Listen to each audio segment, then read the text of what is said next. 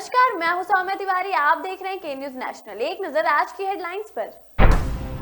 नरेंद्र मोदी के पंजाब दौरे के दौरान सुरक्षा में बड़ी चूक को लेकर भटिंडा पुलिस प्रमुख सहित 6 वरिष्ठ अधिकारियों को कारण बताओ नोटिस जारी। सिद्धू ने सवाल उठाया कि यह प्लान ही नहीं बना था कि पीएम सड़क मार्ग से जाएंगे, तो यह कब और कैसे बना। योगी आदित्यनाथ ने विधानसभा चुनाव लड़ने की मंशा जताई, तो उनके लिए प्रदेश में प्रभावशाली सीट कौन सी होगी। योगी ने शुक्रवार को पर्यटन विभाग और उत्तर प्रदेश ब्रज तीर्थ विकास परिषद की 9 परियोजनाओं का लोकार्पण और शिलान्यास किया। मुख्यमंत्री योगी आदित्यनाथ राजकीय इंटर कॉलेज मैदान में शुक्रवार को 2000 युवाओं को टैबलेट व स्मार्टफोन वितरण समारोह में विपक्षियों पर हमला किया। केंद्रीय गृह मंत्रालय ने प्रधानमंत्री नरेंद्र मोदी के पंजाब दौरे के दौरान सुरक्षा में बड़ी चूक को लेकर भटिंडा पुलिस प्रमुख सहित 6 वरिष्ठ अधिकारियों को कारण बताओ नोटिस जारी किया है। ये जानकारी अधिकारियों ने यहां शुक्रवार को दी। अधिकारियों ने कहा कि पीटीआई भाषा को बताया कि भटिंडा के वरिष्ठ पुलिस अधीक्षक अजय मलूजा और 5 अन्य अधिकारी प्रधानमंत्री के 5 जनवरी को राज्य के दौरे के दौरान उनकी सुरक्षा के लिए जिम्मेदार थे और उन्हें नोटिस का जवाब देने को भी कहा गया है। गृह मंत्रालय भारतीय पुलिस सेवा अधिकारियों का कारण नियंत्रण प्राधिकरण है। बुधवार को कुछ प्रदर्शनकारियों द्वारा मार्ग बाधित करने के कारण मोदी का काफिला करीब 20 मिनट तक फ्लाईओवर पर फंसा रहा, जिसके बाद प्रधानमंत्री अपना पंजाब दौरे बीच में ही छोड़कर वापस आ गए। गृह मंत्रालय ने इस घटना को सुरक्षा में बड़ी चूक करार दिया था। मामले की जानकारी रखने वाले एक वरिष्ठ अधिकारी ने कहा कि हाँ, हमने भटिंडा के एसएसपी को कारण बताओ नोटिस जारी किया है और उनसे प्रधानमंत्री के दौरे के दौरान सुरक्षा में गंभीर चूक पर जवाब देने को भी कहा है। अजय मलूजा वर्तमान में भटिंडा के एसएसपी हैं। एक अन्य अधिकारी ने कहा कि पंजाब पुलिस में कम से कम 5 अन्य वरिष्ठ अधिकारियों को कारण बताओ नोटिस जारी किए गए हैं, जो प्रधानमंत्री के दौरे के दौरान ड्यूटी पर थे। अन्य अधिकारियों की पहचान का तुरंत खुलासा नहीं किया गया, लेकिन सूत्रों ने कहा कि वे एसएसपी, डीआईजी और उससे ऊपर के रैंक के पुलिस अधिकारी हैं।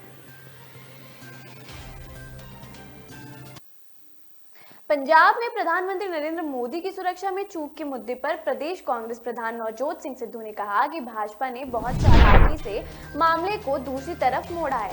उन्होंने कहा कि प्रधानमंत्री की सुरक्षा केवल पंजाब पुलिस तक सीमित नहीं है, बल्कि इसमें एसपीजी, रॉ और आईबी जैसे देश की सर्वोच्च एजेंसियां शामिल रहती हैं। पीएम को अपमान से बचाने के लिए भाजपा ने यह पूरा ड्रामा रचा है। पंजाब सरकार प्रधान ने कहा कि पंजाब और पंजाबियों को वह इस तरीके से बदनाम नहीं करने देंगे। पंजाब कांग्रेस भवन में शुक्रवार को प्रेस कॉन्फ्रेंस को संबोधित करते हुए सिद्धू ने सवाल उठाया कि जब ये प्लान ही नहीं था कि पीएम सड़क मार्ग से जाएंगे, तो यहाँ कब और कैसे बना। उन्होंने कहा कि सारा मामला केवल पंजाब और पंजाबियत को बदनाम करने की चाल है। केवल भाजपा के पीएम ही नहीं, बल्कि पूरे देश के पीएम और उनकी जान की कीमत सबके लिए अहम है, लेकिन वह पंजाब और पंजाबियत का ही क्यों कहकर अपमान कर रहे हैं कि पंजाब में उन्हें जान का खतरा था। सिद्धू ने ललकारते हुए कहा कि पीएम, उनकी पार्टी और संघ के अपने जीवन में इतने तिरंगे नहीं फहराए होंगे जितने तिरंगे हमारे पंजाब के सपूतों को लपेटे जाते हैं।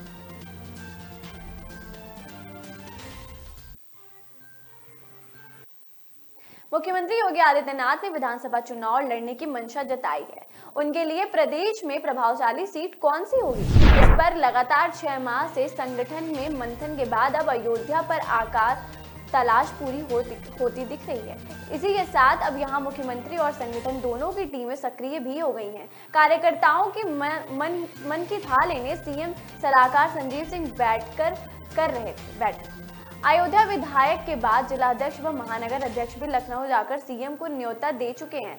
चुनाव कार्यालय की तलाश और वोटर लिस्ट को अपडेट करने में खास लोगों की भूमिका साफ संकेत दे रही है कि योगी गोरखपुर या कहीं अन्य सीट से ज्यादा श्री राम की जन्मभूमि अयोध्या से चुनाव लड़ने का मन बना चुके हैं। गोरखपुर सीट को लेकर भी चर्चा रही, लेकिन समर्थक कहते हैं कि इस सीट पर डॉक्टर अग्रवाल को हटाकर योगी आदित्यनाथ खुद प्रत्याशी नहीं बनना चाहते। इसके बाद गोरखपुर के लोग पिपराइच सीट को विकल्प मानते हैं, लेकिन अब संगठन से सीएम के लिए अयोध्या ज्यादा प्रभावी माना जा रहा है। भाजपा जिलाध्यक्ष संजीव सिंह कहते हैं कि वे और महानगर अध्यक्ष अभिषेक लखनऊ जाकर मुख्यमंत्री से शामिल आए।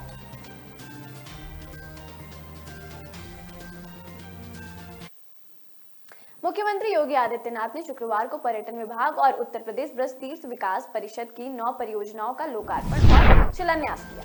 45 करोड़ की इन योजनाओं में गोवर्धन मथुरा की मल्टी लेवल पार्किंग और गोवर्धन बस स्टैंड शामिल है। मुख्यमंत्री योगी आदित्यनाथ ने वर्चुअल कार्यक्रम में प्रदेश के विभिन्न स्थानों पर पर्यटन और सांस्कृतिक विभाग द्वारा किए जा रहे विकास कार्यों का लोकार्पण व शिलान्यास किया। इसमें मथुरा जनपद से जुड़ी 9 योजनाएं शामिल हैं, जिनका निर्माण पर्यटन विभाग और उत्तर प्रदेश ब्रज तीर्थ विकास परिषद द्वारा किया गया है। मथुरा वृंदावन विकास प्राधिकरण सभागार में आयोजित वर्चुअल कार्यक्रम के दौरान मुख्यमंत्री ने प्रदेश की विकास योजनाओं में मथुरा का भी बार बार उल्लेख किया। उन्होंने कहा कि भगवान श्री कृष्ण की भूमि के विकास की यह यात्रा अनवरत जारी रहेगी। इस दौरान केंद्रीय पर्यटन सांस्कृतिक मंत्री जी किशन रेड्डी ने भी संबोधित किया। कार्यक्रम से राज्य मंत्री अजय भट्ट, उत्तर प्रदेश के पर्यटन संस्कृति मंत्री डॉक्टर नीलकंठ तिवारी, विधायक पूरन प्रकाश, ब्रज तीर्थ विकास परिषद के उपाध्यक्ष शैलजा कांत मिश्रा और सीईओ नगेंद्र प्रताप, डीएम नवनीत चहल, माहौर डॉक्टर मुकेश आर्य बंधु भी जुड़े हुए थे।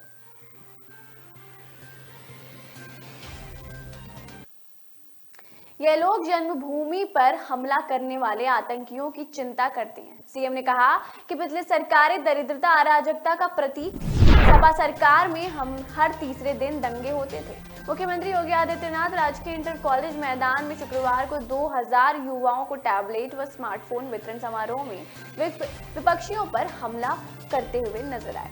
युवाओं ने भी जय श्री राम के उद्घोष और तालियों की गड़गड़ाहट से समर्थन दिया। सीएम योगी ने कहा कि सपा की सरकार में सबसे पहला काम अयोध्या में आतंकवादी हमला करने वाले आतंकियों का मुकदमा वापस ले लिया गया। उसी दिन मथुरा में दंगा कर दिया गया। अवसर मिला तो जवाहर बाग में कब्जा कर लिया गया, जबकि हमने सबसे पहला काम किया कि प्रदेश में चल रहे अवैध भूचड़खाने बंद कराएं।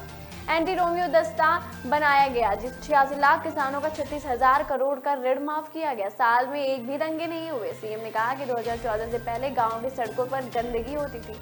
आज हर गांव स्वच्छता के नए मानक पर दिखाई दे रहा है। स्वच्छता से स्वास्थ्य का खर्चा कम होता है। स्वास्थ्य है तो समृद्धि का रास्ता खुलता है। कहा कि दिवाली पर साफ सफाई करते हैं तो लक्ष्मी आती है, गंदगी रहती है तो दरिद्रता आती है। पिछली सरकारें दरिद्रता अराजकता के प्रतीक थी। सीएम ने कहा कि पिछली सरकारों ने देश को दंगे की आग में विखंडन वर्ग संघर्ष में ढकेल दिया है। हर तीसरे दिन दंगा होता है।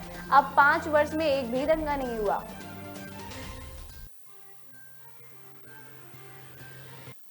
खबरों का सिलसिला यूं ही बरकरार रहेगा। फिलहाल रुकते हैं एक छोटे से ब्रेक के लिए। जाने से पहले एक नजर आज के हेडलाइंस पर। नरेंद्र मोदी के पंजाब दौरे के दौरान सुरक्षा में बड़ी चूक को लेकर भटिंडा पुलिस प्रमुख सहित 6 वरिष्ठ अधिकारियों को कारण बताओ नोटिस जारी। सिद्धू ने सवाल उठाया कि यह प्लान ही नहीं बना था कि पीएम सड़क मार्ग से जाएंगे, तो यह कब और कैसे बना। योगी आदित्यनाथ ने विधानसभा चुनाव लड़ने की मंशा जताई, तो उनके लिए प्रदेश में प्रभावशाली सीट कौन सी होगी। योगी ने शुक्रवार को पर्यटन विभाग और उत्तर प्रदेश ब्रज तीर्थ विकास परिषद की 9 परियोजनाओं का लोकार्पण और शिलान्यास किया। मुख्यमंत्री योगी आदित्यनाथ राजकीय इंटर कॉलेज मैदान में शुक्रवार को 2000 युवाओं को टैबलेट व स्मार्टफोन वितरण समारोह में विपक्षियों पर हमला किया।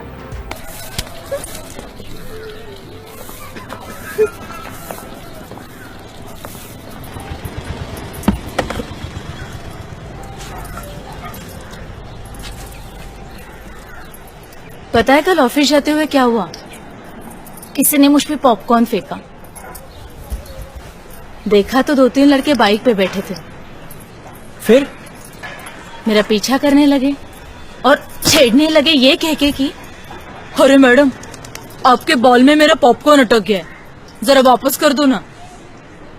क्या करे, कितनों को समझाए। Share your story with your son. Don't let what happened to you happen to another woman.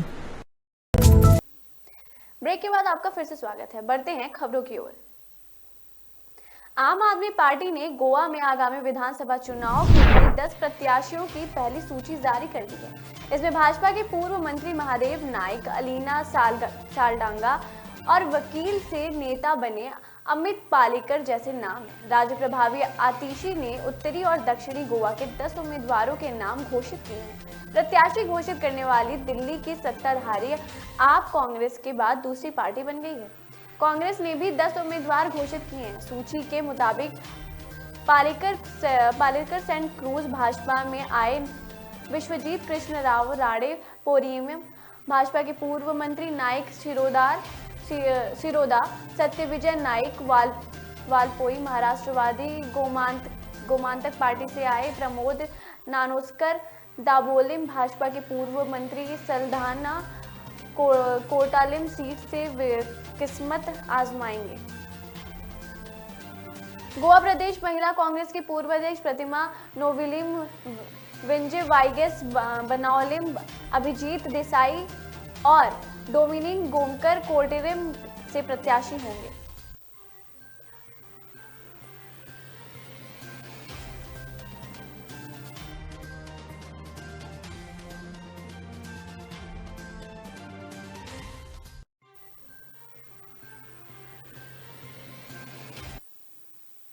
विदेश यात्रा करने वाले नागरिकों के लिए सरकार जल्द चिप आधारित ई पासपोर्ट जारी करने वाली है।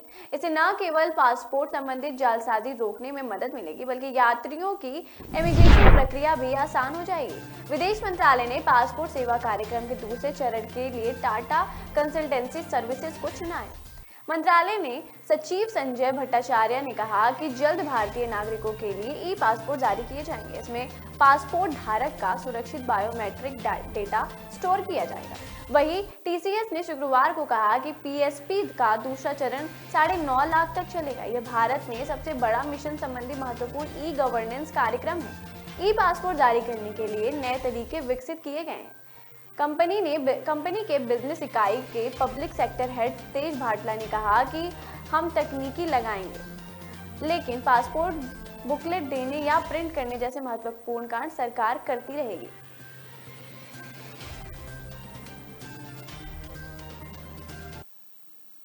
अफगानिस्तान में सैकड़ों पूर्व फौजियों और अधिकारियों की हत्याओं के बाद तालिबान ने क्रूरता की हदें पार कर दी।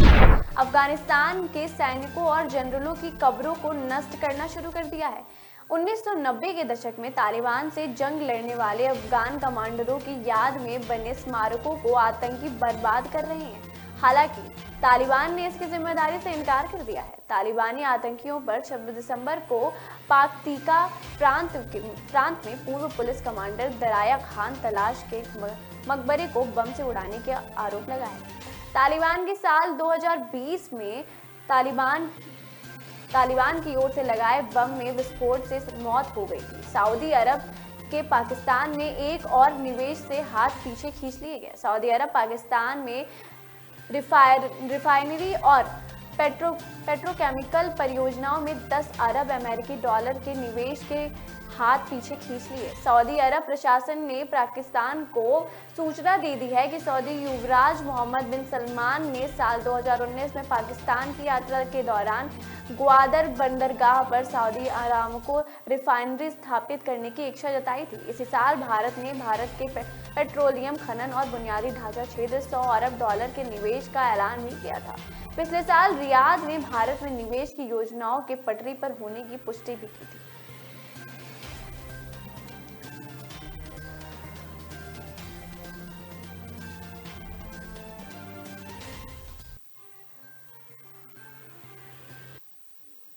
जल शक्ति मंत्रालय की ओर से शुक्रवार को तीसरे राष्ट्रीय जल पुरस्कार 2020 में उत्तर प्रदेश ने अपने परचम लहराया।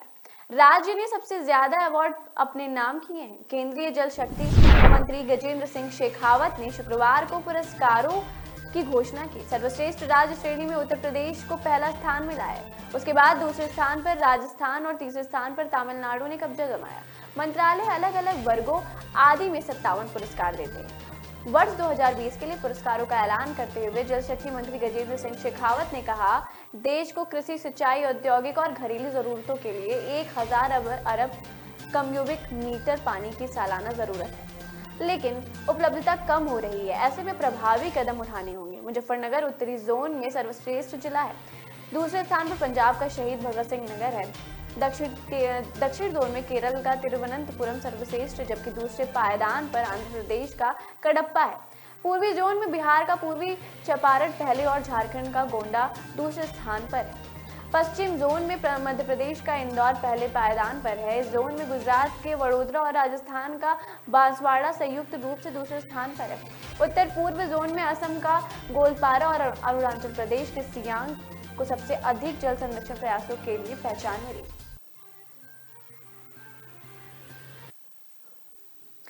कानपुर नगर, कानपुर देहात, जालौना और हमीरपुर में विधानसभा की कुल 9 सीटें हैं। 2017 में इनमें से 16 सीटों पर भगवा परचम फहराया था।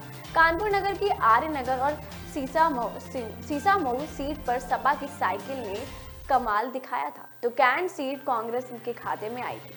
पर आमजन से बातचीत में जो समीकरण सामने आया है उससे साफ होता जा रहा है कि इस बार लहर जैसी कोई बात ही नहीं है। भाजपा को ज्यादातर जगहों पर सपा से टक्कर मिल रही है, तो कुछ जगहों पर बसपा और कांग्रेस मुकाबले को त्रिकोणीय बना रहे हैं।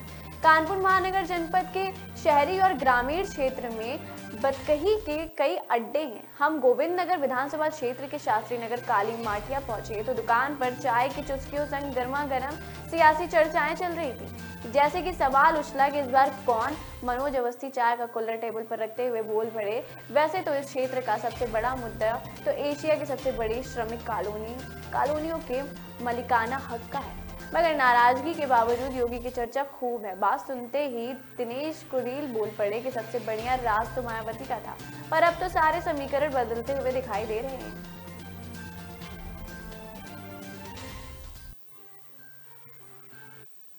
खबरों का सिलसिला यूं ही बरकरार रहेगा। फिलहाल रुकते हैं एक छोटे से ब्रेक के लिए। ब्रेक पे जाने से पहले एक नजर आज के हेडलाइंस पर। नरेंद्र मोदी के पंजाब दौरे के दौरान सुरक्षा में बड़ी चूक को लेकर भटिंडा पुलिस प्रमुख सहित 6 वरिष्ठ अधिकारियों को कारण बताओ नोटिस जारी। सिद्धू ने सवाल उठाया कि यह प्लान ही नहीं बना था कि पीएम सड़क मार्ग से जाएंगे, तो यह कब और कैसे बना। योगी आदित्यनाथ ने विधानसभा चुनाव लड़ने की मंशा जताई, तो उनके लिए प्रदेश में प्रभावशाली सीट कौन सी होगी। योगी ने शुक्रवार को पर्यटन विभाग और उत्तर प्रदेश ब्रज तीर्थ विकास परिषद की 9 परियोजनाओं का लोकार्पण और शिलान्यास किया। मुख्यमंत्री योगी आदित्यनाथ राजकीय इंटर कॉलेज मैदान में शुक्रवार को 2000 युवाओं को टैबलेट व स्मार्टफोन वितरण समारोह में विपक्षियों पर हमला किया। न ऐश का न द्वेष का, यह दंगल है देश का। सुलगती समस्याओं के जुलसते सवालों का होगा दंगल देश का। प्रशासन के प्रश्नों को लेकर होगा दंगल देश का। शिक्षा, स्वास्थ्य, समाज, कानून और व्यवस्था के आज क्या है हालात। सोमवार से शुक्रवार रोज रात 8 बजे जलपा क्षत्रिय के साथ दंगल देश का।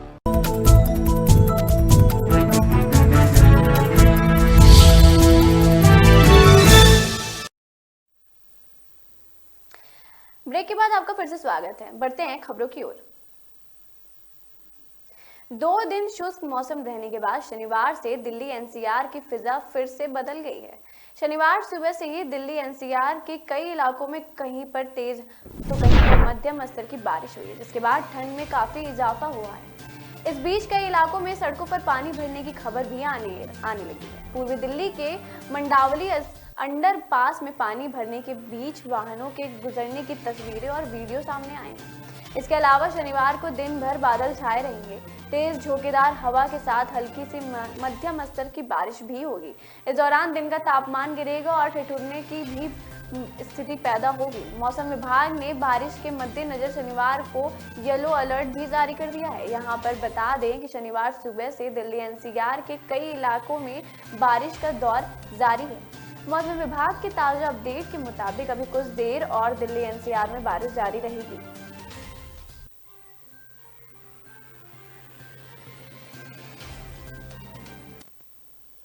हैदराबाद की वैक्सीन निर्माता कंपनी भारत बायोटेक ने शुक्रवार को कहा कि ऐसी रिपोर्ट मिल रही है कि देश में 15 से 18 साल के किशोर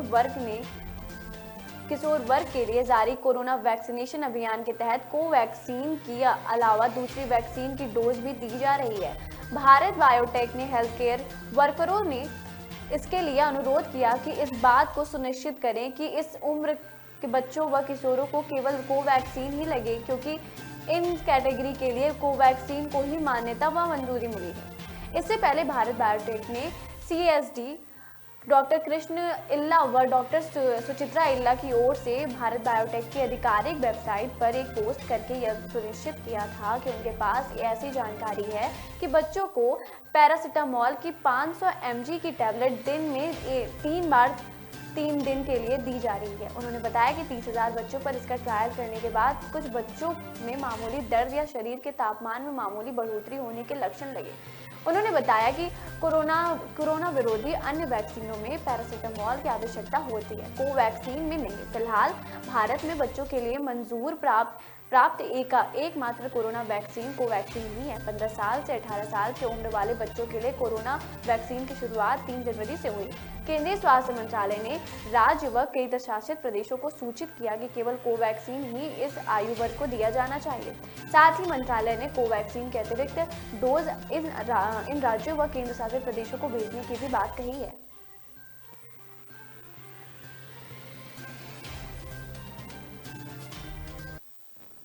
देश में प्रतिदिन कोरोना के मामलों में इजाफा हो रहा है। राज्य द्वारा नए प्रतिबंध भी लगाए जा रहे हैं। इस बीच एक और डराने वाली खबर सामने आई है। एक यूएस आधारित स्वास्थ्य विशेषज्ञ के अनुसार भारत में अगले महीने तक कोरोना मामलों की संख्या चरम पर पहुंच जाएगी। देश में प्रतिदिन 5 लाख मामले सामने आ सकते हैं। हालांकि उन्होंने यह भी कहा कि इस बार देश में ओमिक्रॉन वेरिएंट की गंभीरता डेल्टा की तुलना में कम होगी।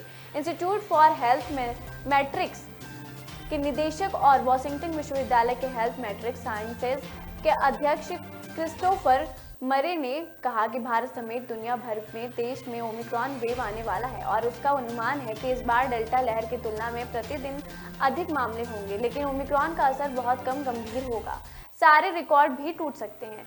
क्रिस्टोफर के अनुसार वर्तमान में उनके पास एक मॉडल है जिन्हें वे बाद में जारी करेंगे। उनके अनुसार चरम पर लगभग 5 लाख मामलों के आने की उम्मीद है, जो अगले महीने में ही आ सकते हैं। विशेषज्ञों के अनुसार भारत में हाइब्रिड इम्यूनिटी है, जिसके कारण ओमिक्रॉन पर कम प्रभावी हो रहा है। डॉक्टर मरे ने कहा कि टीकाकरण गंभीर बीमारी के लिए अस्पताल में भर्ती होने और मृत्यु में काफी इजाफा प्रदान करने यही वजह है कि भारत में ओमिक्रॉन के कई मामले होंगे, लेकिन डेल्टा लहर की तुलना में बहुत कम अस्पताल में भर्ती होंगे।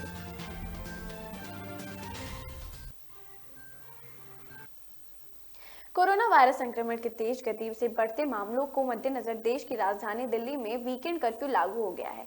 दिल्ली आपदा प्रबंधन प्राधिकरण के आदेश के मुताबिक वीकेंड कर्फ्यू प्रत्येक सप्ताह शुक्रवार रात 10 बजे से शुरू होगा और सोमवार की सुबह 5 बजे साप्ताहिक।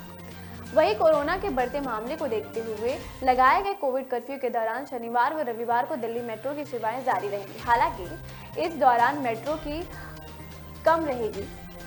फ्रीक्वेंसी कम रहेगी। दिल्ली मेट्रो रेल निगम के अधिकारियों का मानना है कि वीकेंड कर्फ्यू के चलते दिल्ली में मेट्रो यात्रियों की संख्या शनिवार और रविवार को तुलनात्मक रूप से बहुत गिरेगी। ऐसे में लगातार ट्रेनों का परिचालन हितकारी नहीं। ऐसे में मेट्रो ट्रेनों की फ्रीक्वेंसी घटाने का निर्णय भी लिया जा सकता है। इस बाबत दिल्ली मेट्रो रेल निगम के प्रवक्ता अनुज दयाल की ओर से दी गई जानकारी के अनुसार शनिवार व रविवार को येलो लाइन पर हुडा सिटी सेंटर से समय पूर्व बादली के बीच हर 15 मिनट के अंतराल में मेट्रो उपलब्ध रहेगी। वहीं द्वारका सेक्टर 21 से नोएडा इलेक्ट्रॉनिक सिटी व वैशाली के बीच ब्लू लाइन पर भी हर 15 मिनट पर मेट्रो उपलब्ध रहेगी। इसके अलावा अन्य सभी लाइनों पर वीकेंड कर्फ्यू के दौरान 20 मिनट के अंतराल पर मेट्रो चलेगी।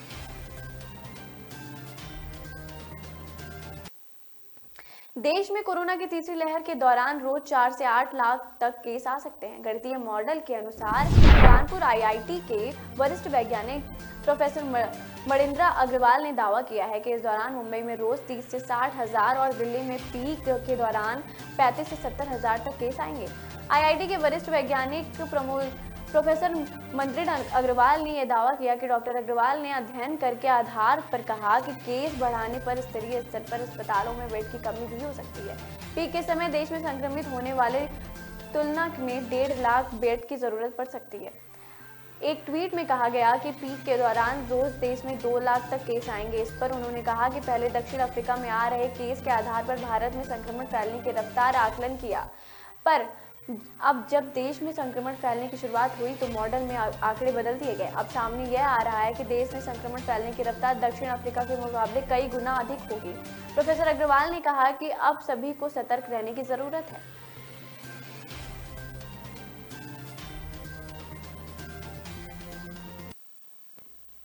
हमारे साथ बने रहने के लिए धन्यवाद। देश विदेश की जुड़ी खबरों को जानने के लिए देखते रहें के न्यूज़ नेशनल। नरेंद्र मोदी के पंजाब दौरे के दौरान सुरक्षा में बड़ी चूक को लेकर भटिंडा पुलिस प्रमुख सहित 6 वरिष्ठ अधिकारियों को कारण बताओ नोटिस जारी। सिद्धू ने सवाल उठाया कि यह प्लान ही नहीं बना था कि पीएम सड़क मार्ग से जाएंगे, तो यह कब और कैसे बना। योगी आदित्यनाथ ने विधानसभा चुनाव लड़ने की मंशा जताई, तो उनके लिए प्रदेश में प्रभावशाली सीट कौन सी होगी। योगी ने शुक्रवार को पर्यटन विभाग और उत्तर प्रदेश ब्रज तीर्थ विकास परिषद की 9 परियोजनाओं का लोकार्पण और शिलान्यास किया। मुख्यमंत्री योगी आदित्यनाथ राजकीय इंटर कॉलेज मैदान में शुक्रवार को 2000 युवाओं को टैबलेट व स्मार्टफोन वितरण समारोह में विपक्षियों पर हमला किया।